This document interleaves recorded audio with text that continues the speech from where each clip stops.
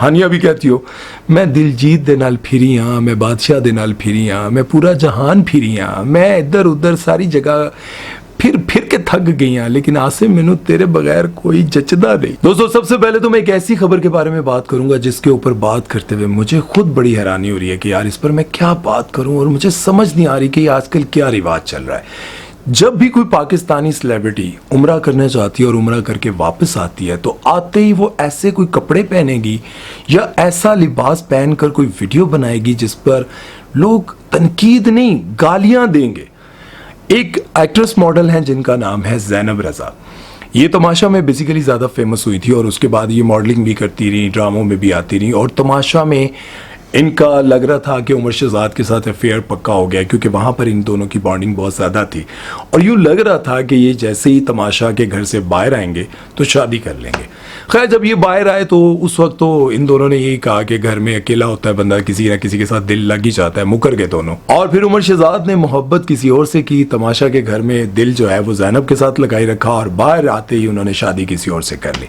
लेकिन जब उन्होंने शादी की, शादी के बाद मुझे यूँ लगता था कि यार पता नहीं क्यों इन्होंने इनकार कर दिया, लेकिन अब ज़ैनब की ये तस्वीरें देखकर मुझे ये लगता है कि शायद उमर शहजाद का फैसला ठीक ही था, क्योंकि ज़ैनब आज से कुछ दिन पहले, कुछ टाइम पहले उम्रे पर गई। उम्रे पर इन्होंने बहुत अच्छा लिबास, बहुत अपने आप को कवर्ड रखा, बिल्कुल ठीक रखा, लेकिन जैसे ये वापस आई इन्होंने अपनी बर्थडे सेलिब्रेट की और उस पर ये लिबास पहनकर सामने आई। उफ, समझ से बाहर है यार।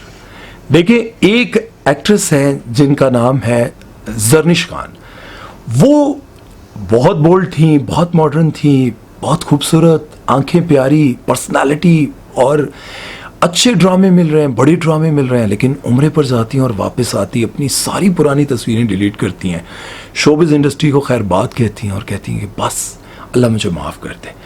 लेकिन एक तरफ कुछ ऐसे लोग हैं जो उम्रे पर जाते हैं, जैसे कुबरा खान है, शादी निकाह वहाँ पर किया, लोगों को लगा कि यार बड़ा अच्छा, लेकिन जैसे ही वापस आए हद कर दी। इसी तरह से ज़ैनब उम्रे पर गई और उम्रे से वापस आई तो इन्होंने भी हद कर दी। मतलब एक होता है कि थोड़ा बहुत नॉर्मल सा वल्गर लिबास, लेकिन इन्होंने तो हद का। देखिए एक तरफ मैं तारीफ कर रहा हूँ जर्निश खान की, लेकिन कुछ ऐसी एक्ट्रेसेस हैं जिनको काम ज्यादा नहीं मिलता लेकिन हद इन्होंने कर दी। अल्लाह ताला माफ फरमाए, अल्लाह ताला हम सबको हिदायत दे। बात करेंगे एक टिकटॉकर हैं जिनका नाम है सिड रैपर। आजकल बहुत फेमस हैं, काफ़ी अरसे से बहुत फेमस हैं, और अब तो इतने फेमस हो गए हैं कि उनको एक प्रोग्राम में बुलाया टीवी पर। वहाँ पर जब उनको बुलाया गया तो उनसे बहुत सारे सवालात किए गए, बहुत सारी बातें हुई, उसमें उन्होंने बहुत सारी बड़ी सेलिब्रिटीज़ को आड़े हाथों लिया और उन पर बड़ा जो है उन्होंने तनकीद भी की और कहा कि जब हम लोग कुछ नहीं होते तो ये बड़े स्टार्स हमें ऐसे ले रहे होते हैं जैसे हम कीड़े मकोड़े हैं। उन्होंने बताया फलक शबीर के बारे में आप सभी को पता है, सारा खान जो कि पाकिस्तान की बड़ी सेलिब्रिटी हैं, बड़ी अदाकारा है, उनके हस्बैंड हैं।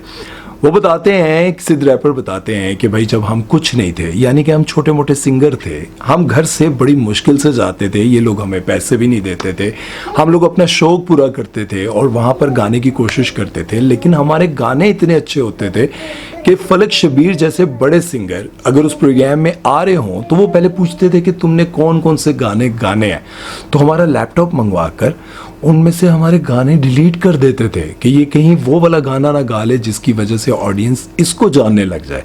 और इस तरह की चीज़ें वो बताते बताते साथ में उन्होंने इब्रारुल हक के बारे में बताया कि इब्रारुल हक के साथ मैंने बद्दो-बद्दी गाना गाया था, वो बहुत फेमस हुआ। लेकिन उनका एक इंटरव्यू मैंने देखा जब कोई उनसे पूछ रहा था आपने एक गाना गाया बदोबदी जो कि आजकल बड़ा वायरल है, तो इसका जवाब इब्रारुल हक ने ये दिया, हाँ यार वो कोई बच्चा है, पता नहीं क्या नाम है उसका, ये वो। तो आप ये देखें कि जाहिर है सिड रैपर को इस बात पर जो गुस्सा आ रहा था वो बिल्कुल ठीक था, क्योंकि आपने इब्रार भाई मैं उनसे बड़ा प्यार करता हूँ, मुझे बड़े अच्छे लगते हैं और आप सबको पता है मैंने उनके साथ पॉडकास्ट भी किया और बड़ी अच्छी पर्सनैलिटी है। लेकिन बात यह है कि जब आप किसी बंदे के साथ प्रोग्राम करके आप किसी बंदे के साथ जब ऑडियो रिकॉर्ड होता है तो उसकी रिहर्सल्स भी हो रही होती हैं, काफ़ी दिन चलती रहती हैं। ये नहीं कि आज आप आए हैं तो आज ही गाया और आज ही शूट हो गया, उसके बाद वीडियो शूट हुआ तो काफ़ी दिन लगे होंगे, बातचीत होती होगी। तो वो कहते हैं कि हाँ यार वो एक है यार, वो क्या नाम है उस टिकटॉकर का यार, उसने कहा बस मैंने गा लिया। तो वो कहते हैं कि ये कैसे हो सकता है कि आप मेरा नाम नहीं जानते और क्या आप मेरा नाम लेना ही नहीं चाहते। देखिए ये जो प्रोफेशनल जेलसी होती है ना, ये जेलसी, मैं इब्रार भाई को टारगेट नहीं कर रहा हूँ, लेकिन अगर फलक शबीर भी ऐसा करते थे कि उनके गाने डिलीट कर दिए या उनकी ये सारी चीज़ें वो निकालते रहे, तो मैं ये कहता हूँ कि अगर कोई बंदा इस तरह की हरकतें करता है तो मुझे ये समझ में आती है कि यार आज आप क्या कर सकते हैं। देखिए सिड रैपर को वहाँ पर बुला लिया जहाँ पर आपको भी बुलाते हैं, वो आपके मुकाबले आकर बैठ गए, बल्कि इस वक्त उनकी ज़्यादा पॉपुलैरिटी है। टिकटॉक, फेसबुक, जहाँ भी देखें उनकी कोई ना कोई वीडियो आ रही होती है, और जो भी टिकटॉकर फेमस होता है वो पहले उनके साथ आकर मिलता है, उनके साथ अपनी वीडियोस बनाने की ख्वाहिश रखता है। तो बात ये है कि जो स्टार्स हैं ना, मैं एक एक्टर के साथ काम कर रहा था, तो मैं डायलॉग बोल रहा था तो उस बंदे को गुस्सा आ रहा था, वो कह रहा यार जल्दी बोलो ना। तो डायरेक्टर ने कहा नहीं, आप अपने एक काम पर तवज्जो दें। मैं उस बंदे का नाम नहीं लेना चाहता क्योंकि लोगों को लगेगा कि शायद यार, मतलब कभी शायद ले भी लूँ, लेकिन मैं उनका नाम इसलिए नहीं ले रहा कि मुझे बहुत बुरा लग रहा था यार कि ये बंदा मेरे काम को देखकर कह रहा है कि यार आप जल्दी बोलो डायलॉग, आप क्यों इतना टाइम ले रहे हो। तो डायरेक्टर ने कहा कि नहीं नहीं भाई, वो ठीक बोल रहा है, अच्छा बोल रहा है, उसको बोलने दो, आप अपने डायलॉग्स पर जो है ना तवज्जो दो। तो ये जो बड़े स्टार्स होते हैं ना, इनको बड़ी जेलसी होती है अगर कोई बंदा उनके सामने खड़ा होकर अच्छा बोलने लग जाए। तो बहरहाल इस बारे में अब आप लोगों की क्या राय है, साथ में मैं आपको बताता चलो। मेरे चेहरे पर आपको कोई निशानात और चीज़ें नज़र आ रही होंगी तो इसको अवॉइड कीजिएगा, ये कुछ लगाने से गड़बड़ होगी। क्या हुआ ये, खैर बाद में। कुछ बाहर जो लोग मिल रहे हैं ना, वो एकदम से देखकर कहते हैं हाँ ये क्या हुआ, कोई लड़ाई हो गई। नहीं भाई कोई लड़ाई नहीं हुई, कुछ नहीं हुआ बस। तो कुछ लोग तो मेरे पॉडकास्ट को लेकर टारगेट कर करके कह रहे हैं हाँ बंदे तो नहीं भेज दिए थे। नहीं नहीं ऐसा कुछ नहीं है यार। तो बहरहाल चलते हैं नेक्स्ट खबर की तरफ और बात करते हैं हानिया आमिर और आसिम अजहर के बारे में। तो जैसा कि आप सभी को पता है कि आज से चंद दिन पहले की बात है, चंद माह पहले की बात है, जब हानिया आमिर जो है वो मक्का गई हुई थी, मदीना गई हुई थी, और वहाँ पर उनकी कुछ तस्वीरें और वीडियोज़ जो हैं वो सामने आ रही थी जिसमें वो दुआएं कर रही थी। और उसी दौरान जो है आसिम अजहर और मीरब का ब्रेकअप हुआ, यानी कि उनकी मंगनी टूट गई। आप सबको याद है। आप जो कुछ मैं आपको बताने लगा उससे सुनकर तो आपको लगेगा कि वाकई इसके पीछे कोई ना कोई रीज़न ज़रूर थी, कोई ना कोई कनेक्शन ज़रूर जुड़ा था। जैसा कि आप सबको पता है कि कई साल पहले की बात है कि आसिम अजहर और हानिया आमिर के दरमियान बहुत दोस्ती थी, बहुत पक्का रिश्ता था, हर जगह साथ होते थे, पाकिस्तान क्या बाहर क्या, जहाँ भी ये लोग जाते थे साथ होते थे। हालांकि उनका कोई निकाह नहीं हुआ था, लेकिन साथ होते थे। लेकिन फिर इन दोनों का ब्रेकअप हुआ। ब्रेकअप जब हुआ तो इन दोनों ने एक दूसरे को खूब गंदा किया, मतलब एक दूसरे पर बहुत सारी बातें, कीचड़ उछालना, एक दूसरे को टॉन्ट करना, कहीं ना कहीं कुछ ना कुछ जो है ना इनके बारे में सामने आता रहता था। तो उसके कुछ ही अरसे बाद जब इन दोनों ने एक दूसरे को खूब गंदा कर लिया, सबको यकीन आ गया कि इन दोनों के रास्ते अलग हो गए हैं। अब दोनों एक दूसरे से मोहब्बत नहीं करते बल्कि नफरत करते हैं, क्योंकि एक दूसरे के साथ खूब घूम फिर चुके थे। तो उस वक्त क्या हुआ कि आसिम अजहर की वालदा ने सोचा कि यार अब मैं अपने बच्चे का रिश्ता खुद करवाती हूँ। इनकी एक दोस्त थी, उनकी बेटी है मीरब के साथ इनका रिश्ता हो गया जी। आसिम अजहर मीरब को छोटी बहन कहते थे और मीरब जो है आसिम अजहर को बड़ा भाई समझती थी, और ये रिश्ता कुछ इस तरह से था। लेकिन जब ये अरेंज रिश्ता बना तो क्या हुआ जी कि इन दोनों की दोस्ती भी होगी, प्यार भी हो गया, मोहब्बत भी होगी, और खूब एक दूसरे के साथ जो है इनके वीडियोस आने लग गए, घूमना फिरना शुरू हो गया। फिर अचानक से एक दिन हानिया आमिर जाती हैं हज पे या उम्रे पे आई थिंक, जब वहाँ जाती हैं तो दुआएं करते हुए वीडियोस आती हैं कुछ ऐसा। उसी दौरान जो है आसिम अजहर और मीरब का ब्रेकअप हो जाता है। अब लोगों ने क्या किया, हानिया आमिर की तस्वीरें एक तरफ और दूसरी तरफ जो है मीरब की लगा कर का, लो जी दुआवां कबूल हो गई, टूट गया जी रिश्ता।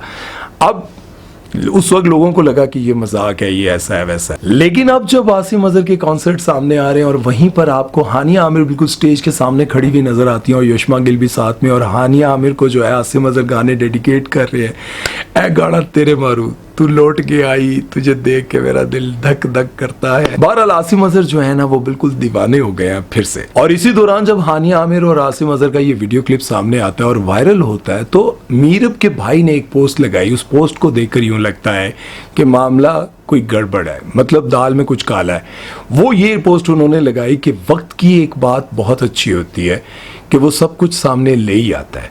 अब इन चीज़ों को देखकर और इन बातों को देखकर क्या लगता है, वाकई के वक्त सब कुछ सामने ले आया। हो सकता है कि मीरब को उस वक्त लगा हो कि आसिम अजहर अभी तक हानिया आमिर के इश्क में पागल हैं और उसी को सोचते रहते हैं और शायद यही लड़ाई की वजह हो। अब यूं लगता है कि भाई दोबारा से एक बार फिर से होने जा रहा है कोई रिश्ता विश्ता। क्या लगता है, हो सकता है ऐसा हो कि यार पहली मोहब्बत मैं भूल नहीं पाया। हानिया, मैं मीरब को देखता हूं तो मुझे तुम्हारी याद आती है। ऐसा हो सकता है। हानिया भी कहती हो, मैं दिलजीत दे नाल फिरी हाँ, मैं बादशाह दे नाल फिरी हाँ, मैं पूरा जहान फिरी हाँ, मैं इधर उधर सारी जगह फिर के थक गई हाँ, लेकिन आसिम मैनू तेरे बगैर कोई जचदा नहीं। ऐसा भी हो सकता है। और ये भी हो सकता है कि उन्होंने कहा हो कि दिल बड़ा करो, दोबारा दोस्ती कर लेने। तो आप लोगों को क्या लगता है कि आप दोनों का दोबारा रिश्ता होने जा रहा है या दोनों दोबारा से एक दूसरे के साथ फिर मोहब्बत, प्यार, मंगनी और फिर ब्याह? अब क्या लगता है? वैसे ऐसा होता है, कभी कभार ऐसा होता है किसी से ऐसी मोहब्बत हो जाती है कि वो मोहब्बत इंसान भुला नहीं पाता, चाहे कुछ भी हो जाए। तो ऐसा भी हो सकता है कि हानिया आमिर को आसिम अजहर से इतनी मोहब्बत होगी हो। आप लोगों की क्या राय है कमेंट सेक्शन में जरूर बताइएगा। खैर चलते हैं नेक्स्ट खबर की तरफ। वो बात करते हैं ड्रामा सीरियल लाडली के बारे में, जो कि हम टीवी पर ऑन एयर है। और इस ड्रामे में दिखाया गया है कि भाई बहुत ही एलीट क्लास के लोग हैं, बड़े अमीर लोग हैं, और नाश्ते में जो है वो उबले हुए मटर और आलू खा रहे हैं कांटों के साथ। कांटा और जो है वो छुरी और ये चीज़ें उन्होंने उठाई हुई अपनी तरफ से। एलीट क्लास के लोग बने हुए हैं, लेकिन सुबह नाश्ते में उबले हुए अंडे, अंडे भी नहीं ना, उबले हुए मटर ते आलू। अब इनको कौन बताए कि भाई उबले हुए आलू ते मटर दा शोरबा जो है वो सबसे ज़्यादा गरीबों में हिट है। कोई चीज़ नहीं मिल रही ना, तो मेरी अम्मी आज तक कहती हैं आलू मटर ना पका लिए, आलू मटर ना पका लिए। यार एलीट क्लास के लोगों को दिखाया जा रहा है कि सुबह के टाइम मॉर्निंग, और एक तरफ जो है ना आपके सामने एक बड़ी पर्सनैलिटी बैठी हुई है, बड़ी सेलिब्रिटी यानी कि असद साहब बैठे हुए हैं, और असद साहब भी नहीं बता रहे कि भाई ये तुसी किहड़े एलीट क्लास लोग दस रहे हो कि मटर ते उबले हुए आलू नाश्ते च। यार इस चीज़ का इतना मजाक उड़ाया जा रहा है, और प्रोडक्शन या कोई चैनल भी, छोटा मोटा चैनल, या हम टीवी पर ये ड्रामा चल रहा है। अब इस ड्रामे को देखकर यूँ लगता है, वैसे आमतौर पे आपने देखा होगा हमारे ड्रामों में जितने मर्जी अमीर लोग दिखाए जाए तो उस पर एक मुर्गी होती है, ऐसे नंगी मुर्गी, अल्लाह माफ़ करे तौबा, मतलब मुर्गी को कपड़े भी इन्होंने नहीं पहनाए होते। मतलब आप ड्रामों की हालत ये है कि हमारे ड्रामों में नंगी मुर्गी वो भी तल के सामने रख देते हैं। अच्छा, जितने मर्जी अमीर लोग दिखाए ना, एक अदद मुर्गी पड़ी होती है और 2 70 वाली बिरयानी दी प्लेटा, मतलब 70 की बिरयानी मंगवाते हैं और उसके शॉपर खोल के प्लेट में रख देते हैं और कहते हैं सीन खत्म होने तक खाना नहीं, ज्यादा 1 चम्मच लेनी है, उसके बाद डायलॉग्स बोल ले।